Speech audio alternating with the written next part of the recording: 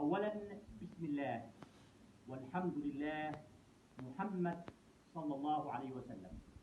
أبنائي طلاب الصف الثاني عشر دمج سمعي، معكم المعلم رجب شافع من محافظة ظفار لتقديم الأفضل في شرح دروس اللغة العربية.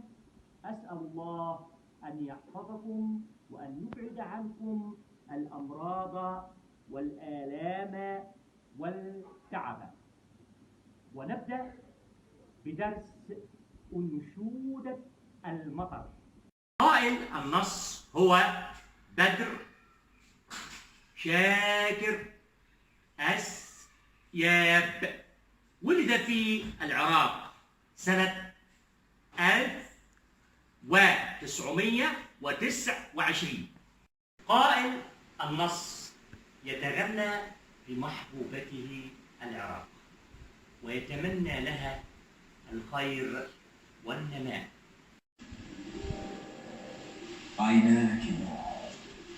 عيناك غابتا نخيل ساعة السحر، أو شرفتان راح ينأى عنهما القمر. عيناك حين تبسمان تورق الكروب، وترقص الأضواء كالأقمار في نهر يرجه المجداف وهنا ساعة السحر، كأنما تنبض في غوريهما النجوم. معاني الكلمات. أول كلمة عندي ينأى، معناها إيه؟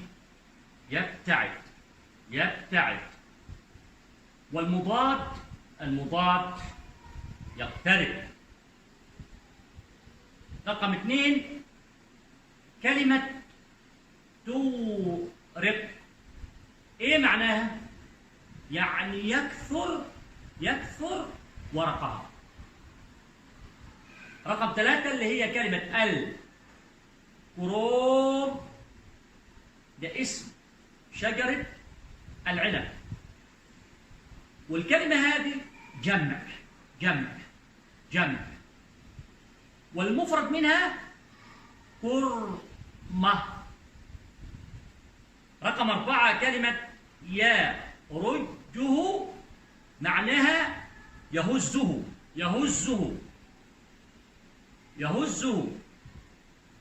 رقم 5 تنبض. ايه معنى كلمة تنبض؟ معناها تتحرك. كلمة غابة مثنى غابة. المفرد منها المفرد غابة. تمام؟ الشرح.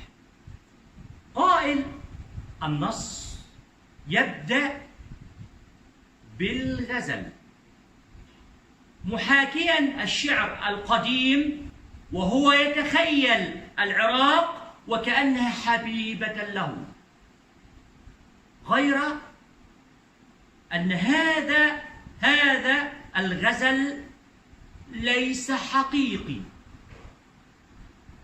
السبب الحزن الذي يعيشه قائل النص. كيف يصف عينيها بغابة نخيل التي تشعر بالخوف؟ كيف يكون غزلا وهو يرى محبوبته ساعة السحر، أي الثلث الأخير من الليل؟ الشاعر يتذكر من خلال النص غابات النخيل الشامخة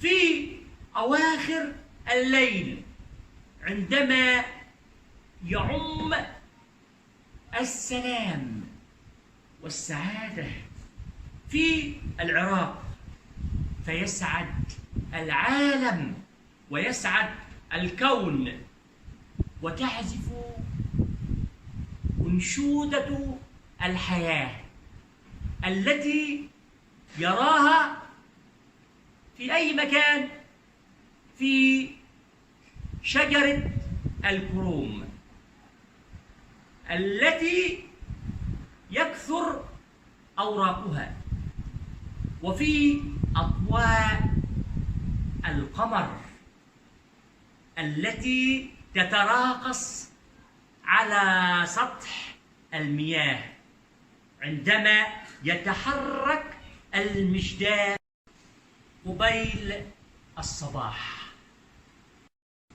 في النص كلمات وجمل جميلة أو جميلة نود استخراجها. رقم 1: عيناك غابة نخيل. ماذا ترى من جمال في هذا التعبير؟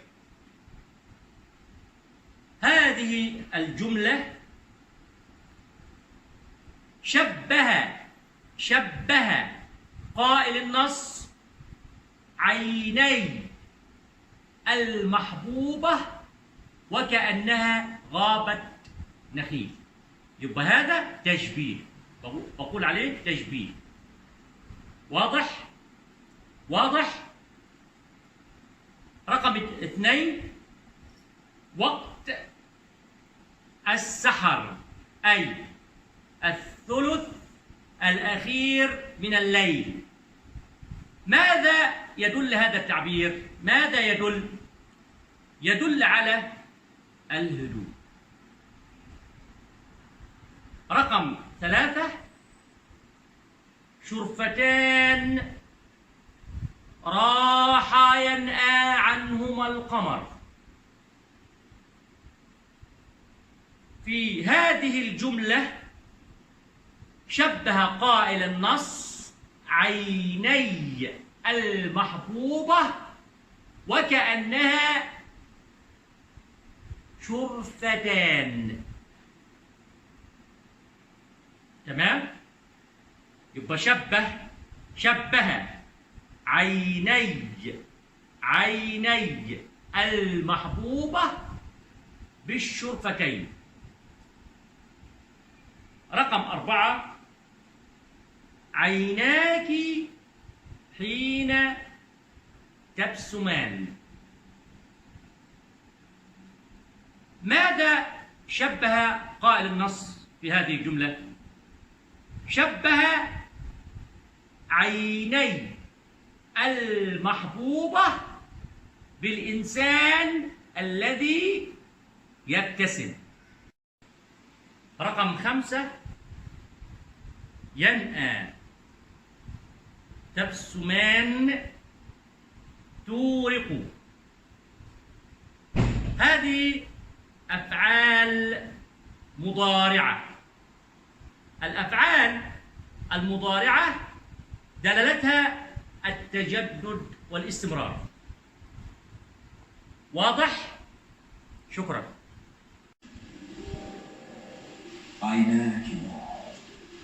عيناك غابتا نخيل ساعة السحر، أو شرفتان راح ينأى عنهما القمر.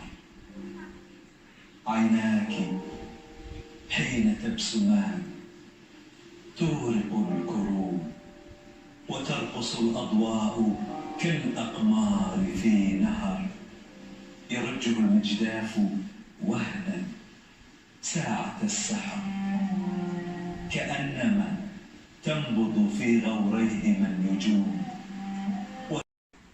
أخيرا تدريبات على الدرس. السؤال الأول اختياري. أعطيني 3 كلمات، نختار كلمة واحدة. رقم أ: قائل النص ما اسمه؟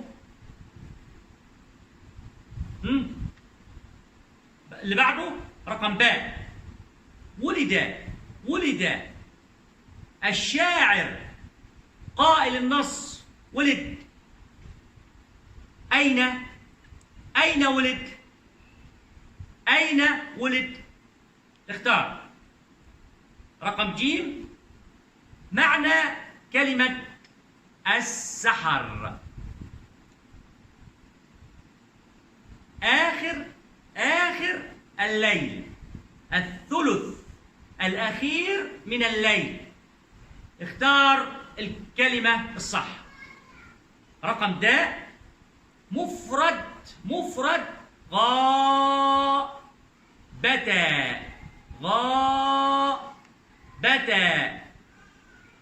اختار الكلمة الصح من الثلاثة. رقم واو جمع قمر، ما جمعها؟ رقم هاء كلمة ينأى، معناها ايه في الثلاث كلمات؟ اختار الكلمة الصح. كلمة الأضواء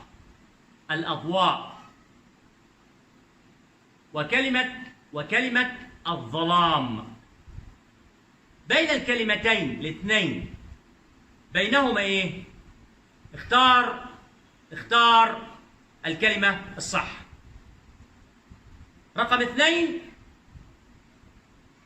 المظهر الجمالي في جملة عيناك حين تبسمان تورق الكروم. اختار المظهر الجمالي. اختار. في سين 2 أو السؤال الثاني في الأبيات عبارة دلت على الزمن. استخرجها.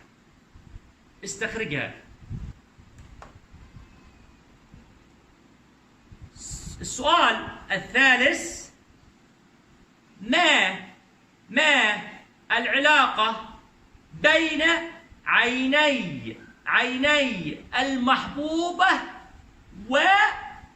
وغابة النخيل؟ العلاقة هنا اللي تربطهم ببعض ايه؟ ما هي العلاقة التي تربط بين عيني المحبوبة وغابة النخيل؟ واضح؟ شكرا.